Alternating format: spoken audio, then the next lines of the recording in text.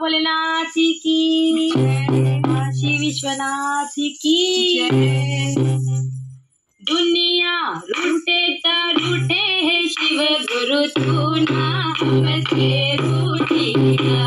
दुनिया रूठे तो रूठे है शिव गुरु तू ना हमसे रूठेगा। तोहरे चरनिया में जीवन बिताई है, तोहरे चरनिया में जीवन बिताई है, जीवन के पार लगाएगा। तोहरे चरनिया में जीवन बिताई है, जीवन के पार लगाएगा। अब से हो भूले क्या भूले शिव गुरु तू ना हमसे भूलेगा। अब से हो भूले क्या भूले शिव गुरु तू ना हमसे भूलेगा। तोहरे चरनिया में जीवन बिताई है, तोहरे चरनिया में जीवन बिताई है, जीवन के पार लगाएगा।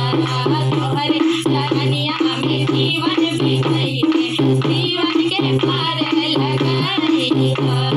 तू ही हमके हटैया है शिव गुरु, तू ही हमके रोवाएगा। तू ही हमके हटैया है शिव गुरु, तू ही हमके रोवाएगा। तोहरे चरनिया में जीवन बिताई है, तोहरे चरनिया में जीवन बिताई है, जीवन के पार लगाएगा। तोहरे चरनिया में जीवन बिताई है, जीवन के पार लगाएगा।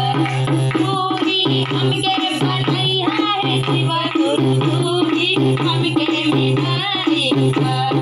तू ही हमके बनैया है शिव गुरु, तू ही हमके मिटाएगा।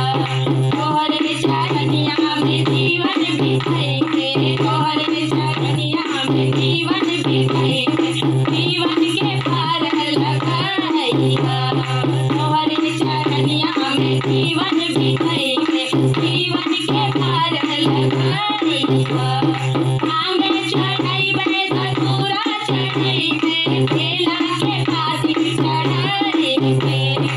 आंगे चढ़ाइबे धतूरा चढ़ाइबे, केला के पाती चढ़ाइबे। तोहरे चरनिया में जीवन बिताई है, तोहरे चरनिया में जीवन बिताई है, जीवन के पार लगाएगा।